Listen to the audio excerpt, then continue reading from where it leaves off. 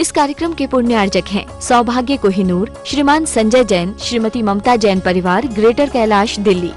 सौभाग्य भक्त श्रीमान विजेंद्र जैन, श्रीमती निर्मल जैन परिवार, गुरुग्राम। सौभाग्य भक्त श्रीमती महिमा जैन, श्री पुनीत जैन, श्रीमती सोनिका जैन, पाखी जैन, न्यू रोहतक रोड, दिल्ली। सौभाग्य भक्त श्री राजीव जैन, श्रीमती उषा जैन, असीम जैन, पार्थ जैन परिवार, ग्रीन पार्क, दिल्ली। सौभाग्य भक्त श्रीमती कनकलता जैन, श्री अजय जैन, श्रीमती संगीता जैन, शुभम जैन, अनुष्का जैन, दिल्ली। सौभाग्य भक्त श्री नरेंद्र जैन, श्रीमती संगीता जैन, पाशु जैन, श्री सौरभ जैन, श्रीमती पारुल जैन, श्री निखिल, श्रीमती शिल्पा, रिद्यान, विवांश, देवांश जैन परिवार।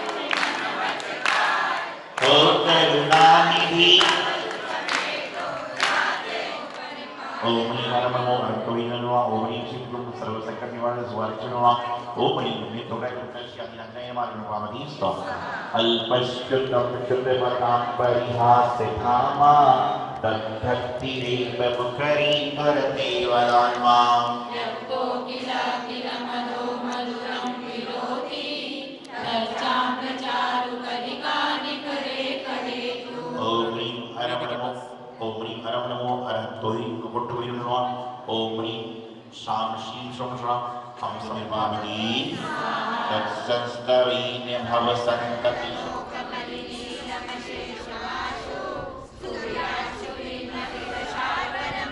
ओम ह्रीं हरमणो बीजबुधियो नमः। ओम ह्रीं हंसम शामशिव क्रोधे सर्वज्ञ से प्रसिद्ध प्रश्नवाण पुरुणा। ओम ह्रीं सकल पापशाली दोष सर्वश्रीवाण प्रकाशी आदिनाथ नयन मार्ग मामदी मत्तेति नाते तव संस्तवनं नयने आरभ्यते तनुजयापि तव प्रभावात्। ओम ह्रीं हरमणो भूतवनो ओम नमो नमः पास विसर्जन नमः इस समय तो जागृत कर दूंगा और चिकु विषय विषय के साथ चिकु विषय आदिनाथ नयन मार्ग मामदी ओम ह्रीं वरम नमो प्रिय सभी नमः। ओम नमो शांति नमः जल देवी कौन कौन निवासी पटोल नमः। ओम ह्रीं करुणाक नमः श्री आदिनाथ नयन मार्ग मामदी। महानुभाव, जीवन में कई तरह की व्यवस्थाएं चलती हैं और जब जीवन में कई तरह की व्यवस्थाएं चलती हैं तो उन व्यवस्था में हम सभी लोग व्यवस्थित होने का प्रयास भी करते हैं। कुछ लोग व्यवस्थित होते हैं, कुछ लोग सुव्यवस्थित होते हैं और कुछ लोग अव्यवस्थित होते हैं। कुछ लोग जैसा कहा जाता है उसको भली बाती सुनकर अपने जीवन में उतारने का प्रयास करते हैं। कुछ लोग सुनने के बाद सुनते हैं और जो आपके लोक व्यवहार में कहावत है कि एक कान से सुनता है और दूसरे से निकाल देता है। कुछ लोग इस तरह के लोग हैं और कुछ लोग ऐसे होते हैं जो सुनते ही नहीं हैं, सिर्फ समय पास कर रहे हैं। जीवन में आप सभी को बहुत सारी वस्तुएं, बहुत सारी व्यवस्थाएं, बहुत सारी क्रियाएं समय समय पर करने का अवसर मिलता है, लेकिन उन क्रियाओं को करने के बाद आप उस कार्य को किस तरह से व्यतीत कर रहे हैं, यह बड़ा महत्वपूर्ण सवाल होता है। यदि आप जब मनोरंजन की दुनिया में जाते हैं, कहीं विदेश यात्रा पर जाते हैं, कहीं आप अन्यत्र कहीं पर घूमने फिरने जाते हैं और आप एक बार जाते हैं तो आप जाने के पहले वहां पूरी जानकारी करके जाते हैं कि वहां पर क्या क्या देखने जैसा है, क्या क्या घूमने जैसा है, और आने के बाद आप उसको दिमाग में हमेशा रखते हो। कोई भी व्यक्ति जाता है तो आप उसको बताते हो कि वहां पर जाओगे तो यह चीज जरूर देखना। लेकिन इसके विपरीत जब आप कहीं धर्म कार्य के लिए जाते हो, कहीं पर आप तीर्थ स्थल के लिए जाते हो, गुरु दर्शन के लिए जाते हो, तो कभी आपने विचार किया क्या कि आपने जानकारी की हो कि वहां पर कौन सा संघ है, कितने साधु हैं, कितनी साध्वी हैं, कितने भगवान जी हैं, कितनी वेदी में कौन कौन सी वेदी में कौन कौन सी प्रतिमा है, इसके बारे में कोई विचार करता ही नहीं। बोले महाराज जी दर्शन करने आए थे, आपके दर्शन हो गए, हमारे जीवन का पुण्य है। क्या करता है आदमी? दर्शन करने आए थे, अकस्मात आपके दर्शन हो गए, ये हमारे जीवन का पुण्य है, और आपके दर्शन करे तो हमने अभिषेक कर लिया, ये हमारे जीवन का भाग्य है।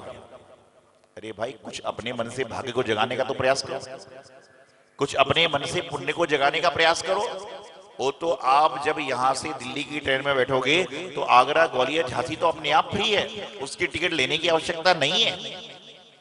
लेकिन आप अपने जीवन को व्यवस्थित करने के लिए ये प्रयास करें कि आगरे में गाड़ी कितनी देर खड़ी होती है और उसके कितने पास जिन मंदिर है। यदि 15 मिनट गाड़ी खड़ी होती है और स्टेशन के पास मंदिर है तो मैं मंदिर के दर्शन करके आ जाऊंगा, तो आप समझ के चलना कि अपने मनुष्य जन्म को सार्थक कर रहे हो। लेकिन आप तो आगरे में जब ट्रेन खड़ी होती है तो पूछते हो कि ताजमहल कितना दूर है, कम से कम ताजमहल देखकर आ जाओ, और जो ताजमहल आप 4 बार देख चुके हो। जीवन में व्यवस्थित करने के लिए सारा कार्य है, जीवन में अव्यवस्थित करने के लिए भी सारा कार्य है। लेकिन इन सब के बीच में आप सभी लोग क्या कर पाते हो, ये बड़ा महत्वपूर्ण सवाल है।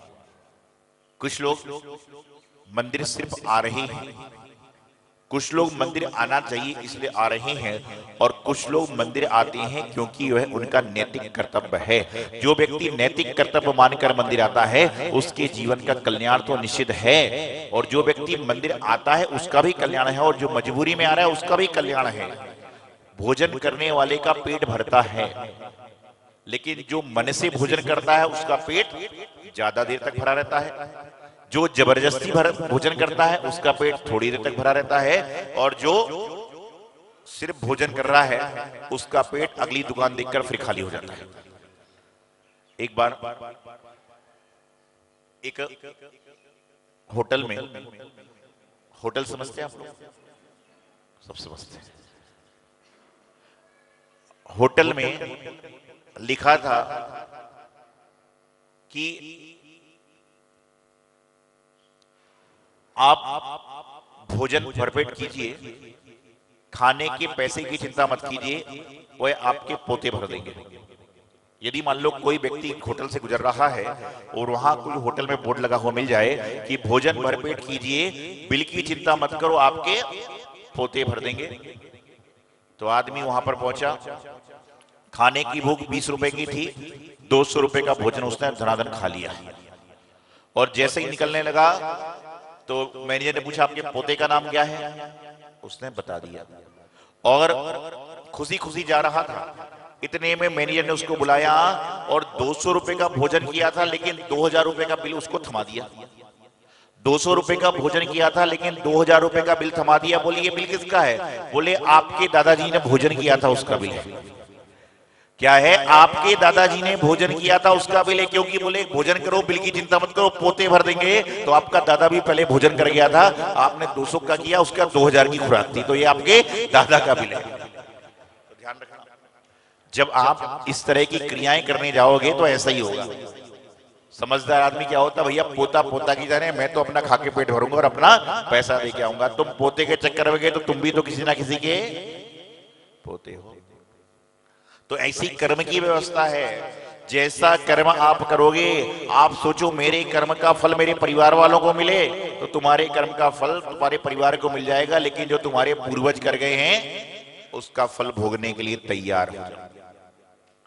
तो हमारे जीवन में बहुत सारी चीजें हैं, हमारे जीवन में बहुत सारी कठिनाई है, हमारे जीवन में बहुत सारी सुंदरता है, लेकिन अंतर इतना है कि हम जीवन को सुंदर रूप से जी रहे हैं। मैं अक्सर एक बात कहता हूं, यदि आप कभी स्टेशनरी की दुकान पर कॉपी पेंसिल पेन लेने जा रहे हैं और उस समय आपके मन में ये भाव आ जाए कि मंदिर में साधु संत विराजमान हैं, मैं एक पेन उनके लिए लेकर जाऊं, तो समझ के चलना कि तुम्हारे अंदर कहीं ना कहीं मानवता विद्यमान है और तुम्हारे अंदर मानवता के गुण हैं। यदि आप कहीं बाजार में सब्जी लेने जा रहे हो, आप किराने का सामान लेने जा रहे हो, उस समय आपके मन में भाव आ जाए कि 1 किलो सब्जी 1 किलो फल मैं चौके के लिए भी लेकर जाऊं, तो समझ के चलना कि तुम्हारे अंदर आज भी मानवता विद्वान है और तुम्हारे अंदर परमात्मा का वास हो जाए तो कोई बड़े आश्चर्य की बात नहीं है। लेकिन आज हो उल्टा रहा है कि यहां पर आने के बाद जब बाहर जाते हैं तो तरह तरह की चीजें मिलती हैं, तो सोचते हैं घर के लिए ले चलो, लेकिन घर से नहीं सोचते कि मंदिर जी के लिए भी ले चलो। तो अपने जीवन को सार्थक करना है तो अपने आप को शुद्ध कीजिए, अपने भाव को शुद्ध कीजिए, अपनी क्रियाओं को शुद्ध कीजिए, और उन सब को करने के लिए आपको उसकी संगति करना है जो शुद्ध है। सुनार की संगति में सोना अलग हो जाता है और लोहा अलग हो जाता है। जब सुनार सोने को अलग कर देता है तो आप यदि देव शास्त्र गुरु के समागम में जाओगे तो आपके अंदर जो खारापन है, आपके अंदर जो मैल है, आपके अंदर जो क्रिया है, वह निश्चित रूप से साफ हो जाएगी। जिस प्रकार से जब कोई जल गंदला हो जाता है, जब कोई पानी दूषित हो जाता है, तो उसको आप कैसे साफ करते हैं बताइए? फिटकरी डाल के। ये तो आपकी उम्र के आदमी बोल रहे हैं, और दूसरे बोलते हैं बिस्लरी से। जब मैं पूछता हूं कि पानी को साफ कैसे करते हैं तो आप कहते हो फिटकरी से, और कुछ लोग बोलते हैं आरओ मशीन से। लेकिन मैं आपको बता रहा हूं कि आरओ मशीन से भी पानी पूर्ण साफ नहीं होता, लेकिन निर्मली से, फिटकरी से पूरा पानी साफ हो जाता है। चाहे कितना भी गंदला पानी हो, फिटकरी डालने से उसमें से कचरा अलग हो जाता है और स्वच्छता पानी में आ जाती है। उसी तरह से आपका मन कितना भी दूषित हो, आपके मन में कितने भी खोटे कर्म चल रहे हो, लेकिन यदि आप सच्चे मन से एक बार परमात्मा की शरण में आ जाते हो तो सारे के सारे आपके कर्म नष्ट हो जाते हैं, समूल कर्म आपके नष्ट और विनष्ट हो जाते हैं। आज मैं देखता हूं कि यहां पर देखा देखी भक्ति चल रही है। पिछले कई दिनों से मैं देख रहा हूं कि जब छत्र का वर्णन आता है तो सारे लोग ऐसा तैयार हो जाते हैं, अरे भगवान जी को आशीर्वाद दे रहे हो क्या? किसी पंडित पादरी ने आपके यहाँ पर एक बार ऐसा छत्र के समय ऐसा कर दिया, सारे के सारे लोग छत्र लेके चालू हो गए। ये भगवान के ऊपर छत्र लगता है। और आजकल पूरे हिंदुस्तान में देख रहा हूं, मैं हर जगह कहता हूं, और टीवी के माध्यम से इसलिए कहता हूं कि कम से कम कोई तो समझ जाए कि आप ऐसा कर रहे हो। हर मुनि से जाके पूछना, सारे महाराज इसको मना करेंगे। भगवान के ऊपर ऐसा छत्र लगा रहे हो, भगवान को आशीर्वाद दे रहे हो क्या?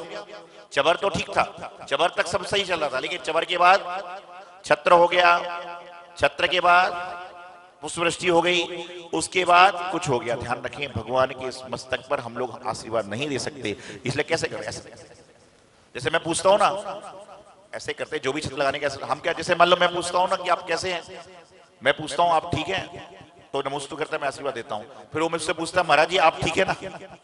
इस कार्यक्रम के पुण्यार्जक हैं सौभाग्य कोहिनूर, श्रीमान संजय जैन, श्रीमती ममता जैन परिवार, ग्रेटर कैलाश, दिल्ली। सौभाग्य भक्त श्रीमान विजेंद्र जैन, श्रीमती निर्मल जैन परिवार, गुरुग्राम। सौभाग्य भक्त श्रीमती महिमा जैन, श्री पुनीत जैन, श्रीमती सोनिका जैन, पाखी जैन, न्यू रोहतक रोड, दिल्ली। सौभाग्य भक्त श्री राजीव जैन, श्रीमती उषा जैन, असीम जैन, पार्थ जैन परिवार, ग्रीन पार्क, दिल्ली। सौभाग्य भक्त श्रीमती कनकलता जैन, श्री अजय जैन, श्रीमती संगीता जैन, शुभम जैन, अनुष्का जैन, दिल्ली। सौभाग्य भक्त श्री नरेंद्र जैन, श्रीमती संगीता जैन, पाशु जैन, श्री सौरभ जैन, श्रीमती पारुल जैन, श्री निखिल, श्रीमती शिल्पा, रिद्यान, विवांश, देवांश जैन परिवार, दिल्ली।